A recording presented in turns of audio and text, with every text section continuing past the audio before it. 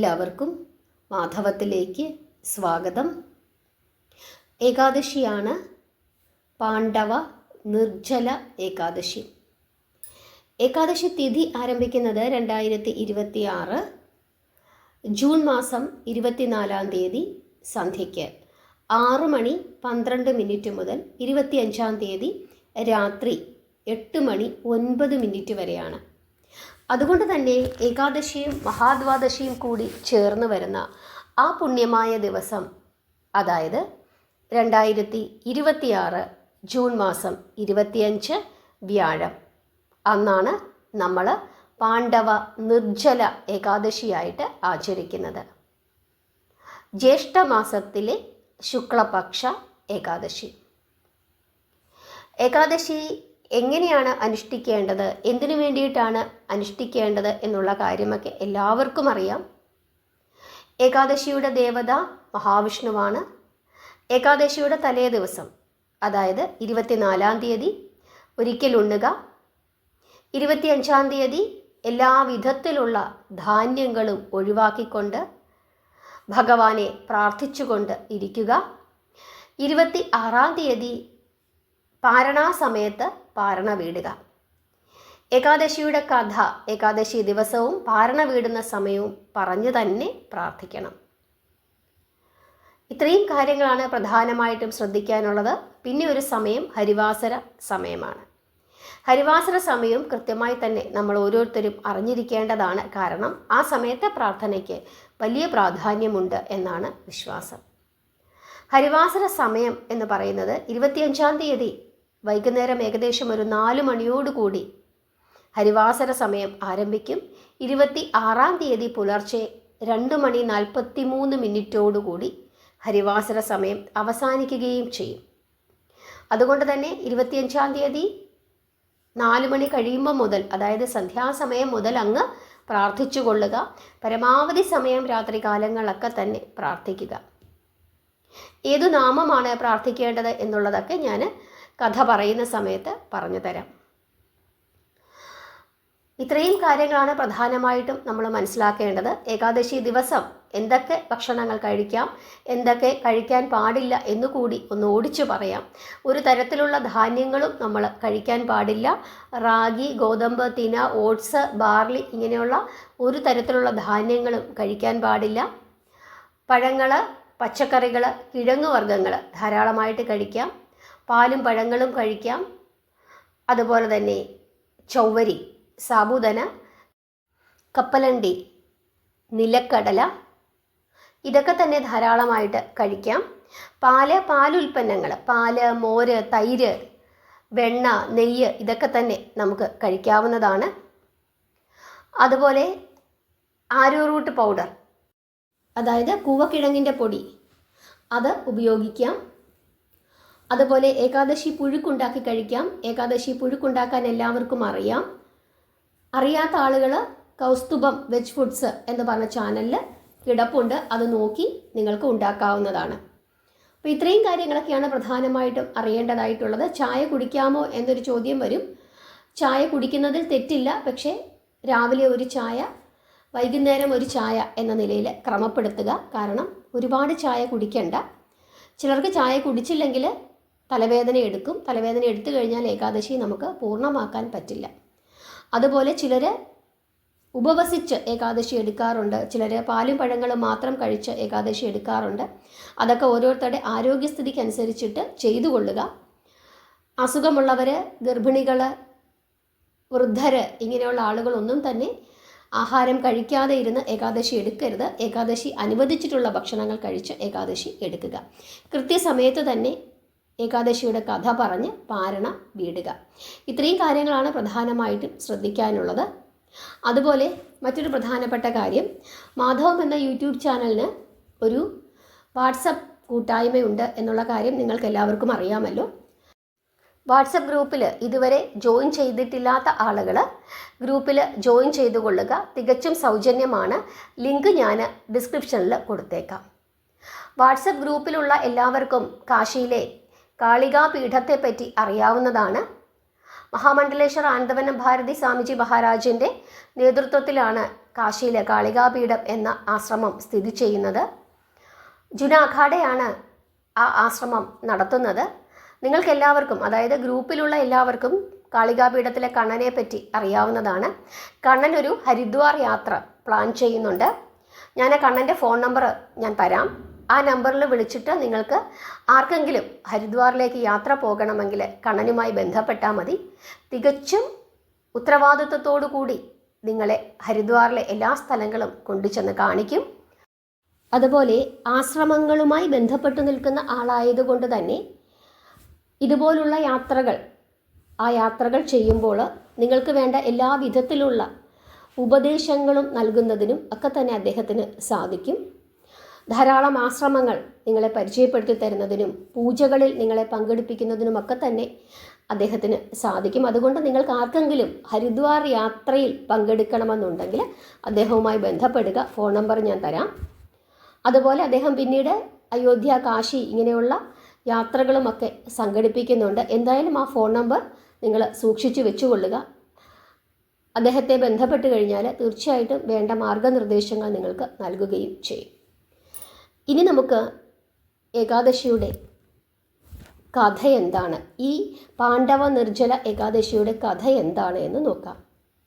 അതായത് ഭീമസേനൻ ഒരിക്കൽ വ്യാസഭഗവാന്റെ അടുത്ത് ചെന്നിട്ട് അദ്ദേഹത്തിനോട് ചോദിക്കുകയാണ്, ഭഗവാനെ വ്യാസദേവ, എൻ്റെ അമ്മയും സഹോദരന്മാരുമൊക്കെ തന്നെ നിരന്തരമായി എന്നെ ശല്യപ്പെടുത്തുന്നു. അവരെ എല്ലാ ഏകാദശികളും എടുക്കുന്നുണ്ട്. മാസത്തിലെ 2 ഏകാദശിയും അവർ അനുഷ്ഠിക്കുന്നു. അവരനുഷ്ഠിക്കുന്നത് ഉപവസിച്ചിട്ടാണ്. അവരെന്നോടും ഉപവസിക്കണമെന്ന് പറയുന്നു. പക്ഷേ അവിടത്തേക്ക് അറിയാമല്ലോ, എനിക്ക് ഉപവസിക്കാൻ സാധിക്കുകയില്ല. എൻ്റെ വയറ്റിൽ വലിയ ഒരു അഗ്നിയുണ്ട്. ആ അഗ്നിയെ ശമിപ്പിക്കണമെങ്കിൽ ഭക്ഷണം കഴിച്ചേ മതിയാകൂ. പക്ഷേ ഭഗവാനെ സേവിക്കുന്നതിനും ഭഗവാനോട് ഭക്തി പ്രകടിപ്പിക്കുന്നതിനും ദാനങ്ങൾ ചെയ്യുന്നതുമൊക്കെ തന്നെ എനിക്ക് വളരെ ഇഷ്ടമാണ്. എനിക്കതൊക്കെ ഭക്തിയോടുകൂടി ചെയ്യാനും സാധിക്കും. പക്ഷേ ഭക്ഷണം കഴിക്കാതെ ഇരുന്ന് വ്രതമനുഷ്ഠിക്കുവാൻ എനിക്ക് സാധിക്കുന്നില്ല. അപ്പോൾ അവർ പറയുന്നു, അത് ഞാൻ പറയുമ്പോൾ അവർ പറയുന്നു, ഭക്ഷണം കഴിക്കാതെ വ്രതമനുഷ്ഠിക്കണം, എങ്കിൽ മാത്രമേ മോക്ഷം ലഭിക്കുകയുള്ളൂ, പാപങ്ങൾക്ക് പരിഹാരമുണ്ടാവുകയുള്ളൂ എന്ന് പറയുന്നു. ഞാൻ എന്തു ചെയ്യും? എനിക്ക് ആഹാരം കഴിക്കാതെ ഇരിക്കാൻ പറ്റില്ല. എനിക്കൊരു മാർഗം പറഞ്ഞു തരണമെന്ന് ഭീമസേനൻ വ്യാസദേവനോട് പറയുന്നു. അപ്പോൾ വ്യാസദേവൻ പറയുകയാണ്, അവർ പറഞ്ഞത് വളരെ ശരിയാണ്. ഒരു മാസത്തിൽ 2 ഏകാദശിയുണ്ട്. 2 ഏകാദശികളും ഉപവസിച്ച് തന്നെ എടുക്കണം. എങ്കിൽ മാത്രമേ മോക്ഷം ലഭിക്കുകയുള്ളൂ, പാപങ്ങൾ പൊറുക്കുകയുള്ളൂ. അങ്ങനെ തന്നെ ഏകാദശി എടുക്കണമെന്ന് പറയുന്നു. അപ്പോഴും ഭീമസേനൻ തനിക്കതിന് സാധിക്കില്ല എന്ന നിലയിൽ സംസാരിക്കുന്നു. അപ്പോൾ വ്യാസദേവൻ പറയുകയാണ്, അങ്ങനെയാണെങ്കിൽ നീ 1 ഏകാദശി അനുഷ്ഠിക്കുക. ഉപവസിച്ചിട്ട് വർഷത്തിൽ 1 ഏകാദശി അനുഷ്ഠിക്കുക. അതാണ് ജ്യേഷ്ഠമാസത്തിലെ ശുക്ലപക്ഷ ഏകാദശി. ആ ഏകാദശി അനുഷ്ഠിച്ചാൽ ബാക്കി 1 ഏകാദശി എടുത്തില്ലെങ്കിലും നിനക്ക് യാതൊരു പ്രശ്നവും വരില്ല. നിന്റെ പാപങ്ങളെല്ലാം ഭഗവാൻ പൊറുക്കും, നിനക്ക് മോക്ഷം ലഭിക്കും എന്ന് പറയുന്നു. അങ്ങനെ വ്യാസദേവൻ്റെ ഉപദേശപ്രകാരം ഭീമസേനൻ എടുത്ത ഏകാദശിയാണ് ശുക്ലപക്ഷത്തിലെ ഈ ജ്യേഷ്ഠമാസത്തിലെ ഏകാദശി, പാണ്ഡവ നിർജ്ജല ഏകാദശി. അതുകൊണ്ട് തന്നെ ഈ ഏകാദശിക്ക് ഭീമസേനി ഏകാദശി എന്ന ഒരു പേരും കൂടിയുണ്ട്.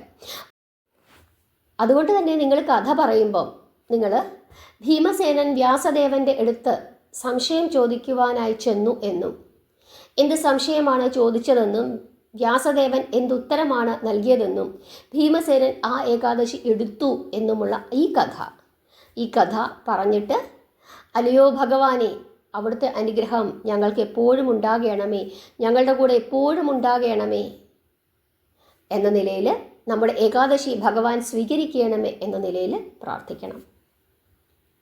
ഇതാണ് പാണ്ഡവ നിർജ്ജല ഏകാദശിയുടെ കഥ.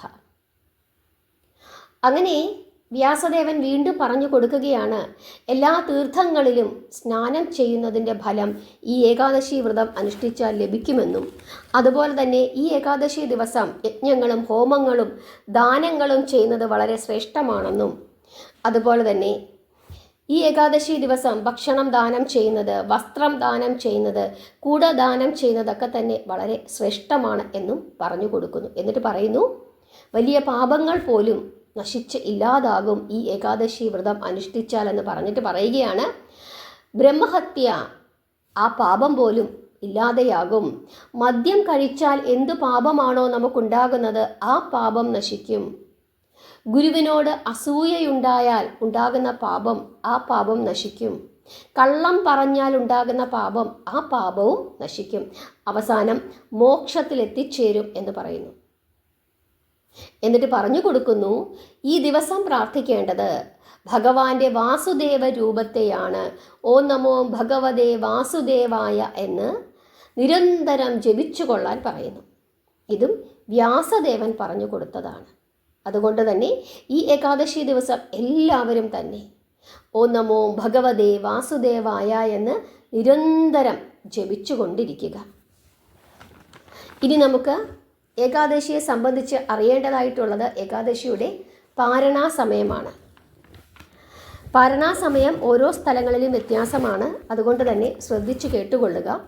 കേരളത്തിൽ 26-ാം തീയതി രാവിലെ 6:07 മുതൽ 10:19 വരെയാണ്. തമിഴ്നാട് 5:45 മുതൽ 10:03 വരെ, കർണാടക 5:56 മുതൽ 10:14 വരെ, ആന്ധ്രാപ്രദേശ് 5:47 മുതൽ 10:06 വരെ, തെലുങ്കാന 5:44 മുതൽ 8:22 വരെ, ഒറീസ 5:09 മുതൽ 7:49 വരെ, ഗോവ 6:06 മുതൽ 8:43 വരെ, മഹാരാഷ്ട്ര 6:03 മുതൽ 8:42 വരെ, മധ്യപ്രദേശ് 5:36 മുതൽ 8:19 വരെ, ഗുജറാത്ത് 6:06 മുതൽ 8:48 വരെ, ഹിമാചൽ പ്രദേശ് 5:19 മുതൽ 8:09 വരെ, വെസ്റ്റ് ബംഗാൾ 4:54 മുതൽ 7:36 വരെ, ഡൽഹി 5:25 മുതൽ 8:13 വരെ, ഹരിയാന 5:23 മുതൽ 8:12 വരെ, രാജസ്ഥാൻ 5:35 മുതൽ 8:21 വരെ, പഞ്ചാബ് 5:27 മുതൽ 8:18 വരെ, ബീഹാർ 5 മണി മുതൽ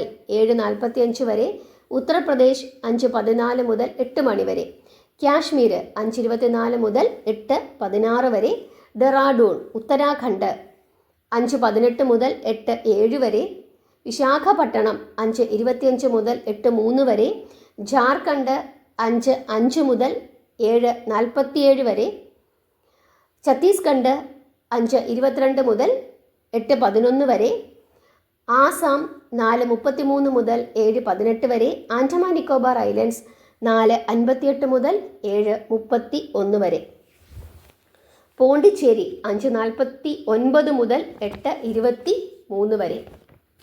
ഇനി നമുക്ക് ദുബായ് 5:31 മുതൽ 10:05 വരെ, അബുദാബി 5:36 മുതൽ 10:09 വരെ, ബഹ്റൈൻ 4:47 മുതൽ 9:23 വരെ, കുവൈറ്റ് 4:50 മുതൽ 9:31 വരെ, സൗദി അറേബ്യ 5:06 മുതൽ 9:39 വരെ, ദോഹ 4:46 മുതൽ 9:20 വരെ, ഷാർജ 5:30 മുതൽ 10:04 വരെ, ഒമാൻ 5:22 മുതൽ 9:53 വരെ. ഇനി UK സ്വീഡൻ 3:33 മുതൽ 9:45 വരെ, ഇറ്റലി 5:36 മുതൽ 10:41 വരെ, സൗത്ത് ആഫ്രിക്ക 7:52 മുതൽ 11:10 വരെ, ന്യൂയോർക്ക് അമേരിക്ക 5:26 മുതൽ 10:28 വരെ, കാനഡ 5:12 മുതൽ 10:29 വരെ, വാൻകോവർ ബ്രിട്ടീഷ് കൊളംബിയ 5:09 മുതൽ 9:52 വരെ, ജോർദാൻ US 5:31 മുതൽ 10:42 വരെ, അയർലൻഡ് 4:58 മുതൽ 10:38 വരെ, ഫിൻലാൻഡ് 3:56 മുതൽ 10:14 വരെ, സാൻ ഫ്രാൻസിസ്കോ US 5:49 മുതൽ 9:52 വരെ, മാൾട്ട US 5:12 മുതൽ 10:33 വരെ, ഓസ്ട്രേലിയ വെല്ലിംഗ്ടൺ 7:12 മുതൽ 10:27 വരെ, അറ്റ്ലാന്റ US 6:29 മുതൽ 9:21 വരെ, നേപ്പാൾ 5:10 മുതൽ 7:57 വരെ, സിംഗപ്പൂര് 7:02 മുതൽ 9:28 വരെ, മലേഷ്യ 7:07 മുതൽ 9:35 വരെ, അഡലേഡ് ഓസ്ട്രേലിയ 7:24 മുതൽ 9:22 വരെ, ഇസ്രായേൽ 5:35 മുതൽ 8:26 വരെ. ഇത്രയും സ്ഥലങ്ങളിലെ പാരണാസമയമാണ് നമ്മൾ പറയുന്നത്. ഏതെങ്കിലും സ്ഥലം വിട്ടുപോയിട്ടുണ്ടെങ്കിൽ നിങ്ങൾ കമന്റ് ഇട്ട് ചോദിക്കുക. അതുപോലെ മറ്റേതെങ്കിലും സ്ഥലങ്ങളിലെ വാൻകോവർ ബ്രിട്ടീഷ് കൊളംബിയ 5:09 മുതൽ 9:52 വരെ, ജോർദാൻ US 5:31 മുതൽ 10:42 വരെ, അയർലൻഡ് 4:58 മുതൽ 10:38 വരെ, ഫിൻലാൻഡ് 3:56 മുതൽ 10:14 വരെ, സാൻ ഫ്രാൻസിസ്കോ US 5:49 മുതൽ 9:52 വരെ, മാൾട്ട US 5:12 മുതൽ 10:33 വരെ, ഓസ്ട്രേലിയ വെല്ലിംഗ്ടൺ 7:12 മുതൽ 10:27 വരെ, അറ്റ്ലാന്റ US 6:29 മുതൽ 9:21 വരെ, നേപ്പാൾ 5:10 മുതൽ 7:57 വരെ, സിംഗപ്പൂര് 7:02 മുതൽ 9:28 വരെ, മലേഷ്യ 7:07 മുതൽ 9:35 വരെ, അഡലേഡ് ഓസ്ട്രേലിയ 7:24 മുതൽ 9:22 വരെ, ഇസ്രായേൽ 5:35 മുതൽ 8:26 വരെ. ഇത്രയും സ്ഥലങ്ങളിലെ പാരണാസമയമാണ് നമ്മൾ സ്ഥിരമായി പറയുന്നത്. ഏതെങ്കിലും സ്ഥലം വിട്ടുപോയിട്ടുണ്ടെങ്കിൽ നിങ്ങൾ കമൻ്റ് ഇട്ട് ചോദിക്കുക. കമൻറ്റിന് ഞാൻ മറുപടി നൽകാം. അതുപോലെ ഇനി മറ്റേതെങ്കിലും സ്ഥലങ്ങളിലെ പാരണാസമയം നിങ്ങൾക്ക് അറിയണമെങ്കിൽ അതും കമൻ്റ് ഇട്ടുകൊള്ളുക. അതിന് ഞാൻ മറുപടി നൽകാം. അടുത്ത ഏകാദശി മുതൽ വീഡിയോയിൽ ഉൾപ്പെടുത്തുകയും ചെയ്യാം. നിങ്ങൾക്ക് എല്ലാവർക്കും ഏകാദശി സംബന്ധിച്ചിട്ടുള്ള സംശയങ്ങളെല്ലാം മാറി എന്ന് വിശ്വസിക്കുന്നു. ഇനി എന്തെങ്കിലും സംശയങ്ങൾ ഉണ്ടെങ്കിൽ നിങ്ങൾ കമൻ്റ് ഇട്ട് ചോദിച്ചു കൊള്ളുക. ഓം നമോ ഭഗവതേ വാസുദേവായ എന്ന് നിരന്തരം ജപിച്ചുകൊണ്ടിരിക്കുക. പ്രാർത്ഥനയ്ക്കാണ് കൂടുതൽ പ്രാധാന്യം കൊടുക്കേണ്ടത് എന്നുള്ള കാര്യം പ്രത്യേകമായിട്ട് ശ്രദ്ധിക്കുക. പരമാവധി സമയം നാമം ജപിക്കുക, പ്രാർത്ഥിക്കുക. ഭഗവാൻ എല്ലാവരെയും അനുഗ്രഹിക്കട്ടെ. ഹരേ കൃഷ്ണ.